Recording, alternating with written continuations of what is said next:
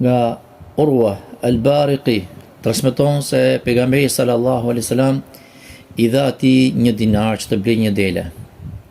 Dhe ai bleu me to 2 dele. Dhe njërën për tyre e shiti me 1 dinar dhe i shkoi pejgamberi sallallahu alaihi wasallam 1 dinar dhe me 1 dele. Dhe bori dua pejgamberi sallallahu alaihi wasallam për të për bereqet në tregtinë e tij, saqë thot transmetuesi pra tabiini, ka qenë ai Urwa që nëse do të blinte dheun, dheu, do të fitonte në të. Këtë hadith e ka përmend Imam al-Bukhari në Sahihun e tij. Pejgamberi sallallahu alaihi wasallam i dha 1 dinar shokut të tij që të shkojnë në treg për të blerë një dele. Ndërkohë që ky sahabi me dinarin që i dha pejgamberi sallallahu alaihi wasallam bleu 2 dele. Dhe njërin prej tyre e shiti me 1 dinar dhe u kthye tek pejgamberi sallallahu alaihi wasallam me 1 dinar dhe po ashtu edhe me 1 dele. Kur pejgamberi sallallahu alaihi wasallam u informua nga shoku i tij për këtë veprim, ai u lut Allahut që t'i jepte shokut të tij bereqet në tregti.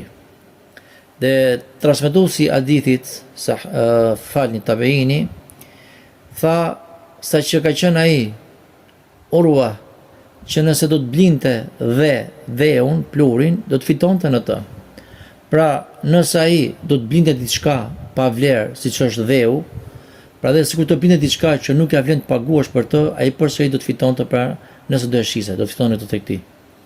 Pra, do e gjente patjetër një person që mund t'i duhej ajo gjë që ai po shiste. Pra, me pak fjalë do kishte bereqet në atë tregti, edhe për gjëra të cilat ne mund ta duken çuditshme. Pra asgjë nuk i shkon të dëm në tregtinë e tij, këtij personi. Sa herë që ai bënte ndonjë lëvizje për tregti që nga fillimi i blerjes së plaçkës deri në fund të shitjes, ai do të kishte sukses. Dhe kjo për shkak të lutjes së pejgamberit sallallahu alaihi wasallam që është lutur pra që Allahu t'i jepte bereqet në tregtinë e tij.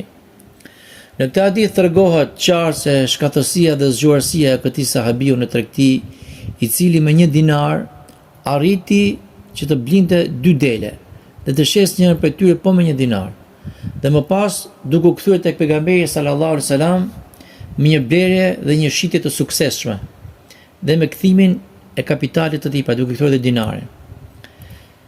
Dhe edhe para se pejgamberi sallallahu alaihi wasallam të lutej për këtë sahabi, që Allahu t'i jepte bereqet në tregtinë e tij, ai poshtë ka qenë i suksesshëm në tregti. Dhe kur pejgamberi sallallahu alaihi wasallam e pa suksesin e tij në tregti, i u lut Allahu që t'i jepte bereqet në këtë tregti. Ishte po ky sahabi i cili kishte dhunti të veçantë në tregti, por se kjo dhunti e arriti kulmin e saj vetëm pasi u bashkua me bereqetin që erdhi nga plotësimi i lutjes së pejgamberit sallallahu alaihi wasallam për të.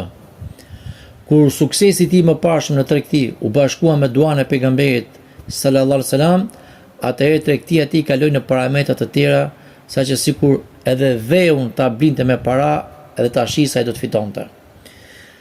Gjithashtu në këtë hadith tregohet qartë besnikëria e këtij sahabiu që fare mirë mund të kthente vetëm delen për të cilën ishte urdhëruar për të blerë, dhe dinarin mund ta mbante për vete si fitim personal.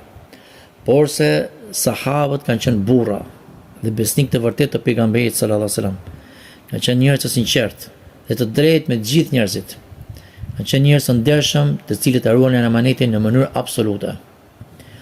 Robërt e Allahut, përpiquni në tregti dhe mos thoni se ka konkurrencë.